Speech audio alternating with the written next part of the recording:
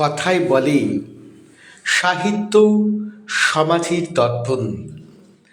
সমাজের প্রতিচ্ছবির চিত্রপট ধরা পড়ে সাহিত্যের মধ্যে। আমরা আজকের পর্বে আলোচনা করব বাংলা সাহিত্যে তন্ত্রের প্রভাব। বাংলা সাহিত্যের প্রাচীনতম নিদর্শন চর্যাচর্য বিনিশ্চয় পুস্তকটি আবিষ্কার করেছিলেন হরপ্রসাদ শাস্ত্রী মহাশয় নেপালের রাজবাড়ি থেকে। সেই গ্রন্থে সহজিয়া তান্ত্রিক বৌদ্ধ ধর্মের কথা উল্লেখিত হয়েছে।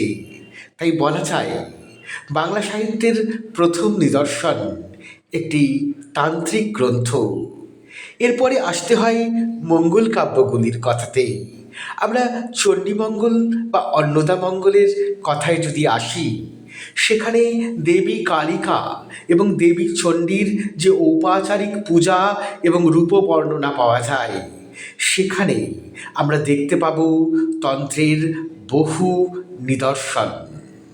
তারপর উল্লেখ করতেই হয় কৃষ্ণানন্দ আগমবাগীশের তন্ত্রসার গ্রন্থের কথা। তন্ত্রসার তন্ত্র সাহিত্যের প্রথম আকর গ্রন্থ বললেও খুব একটা বাড়িয়ে বলা হয় না।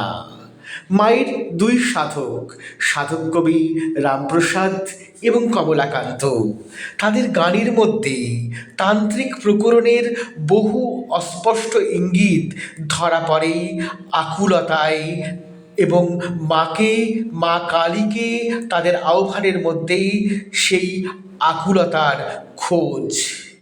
যখন বাংলা সাহিত্য গুটি গুটি পায়ে আধুনিক যুগে এলেন, শুরু হলো বাংলা উপন্যাসের যাত্রা।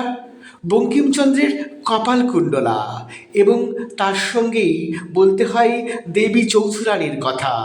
সেখানে কাপালিক তান্ত্রিকের বর্ণনা, মাতৃ সাধনার প্রকরণ সব কিছুই কিন্তু তন্ত্রকে কেন্দ্র করে। বিশ্বকবি রবীন্দ্রনাথও তন্ত্রের আঁচ থেকে নিজেকে সরিয়ে রাখতে পারেননি। তার লেখা বাল্মীকি প্রতিভা বিসর্জন নাটকের মধ্যে পাওয়া যায় তান্ত্রিক দেবীর স্পষ্ট উল্লেখ। আমাদের বিদ্রোহী কবি কাজী নজরুল তার শ্যামা সঙ্গীতগুলিতেই খুঁজে পাওয়া যাবে তন্ত্র সাধনার নানাবিধ উপকরণ এবং উপাচার। মাতৃবন্দনায় তান্ত্রিক প্রকরণের নানা কথা তার শ্যামা সঙ্গীতের মধ্যেই ঘুরে ফিরে এসছে বারবার, প্রতিবার।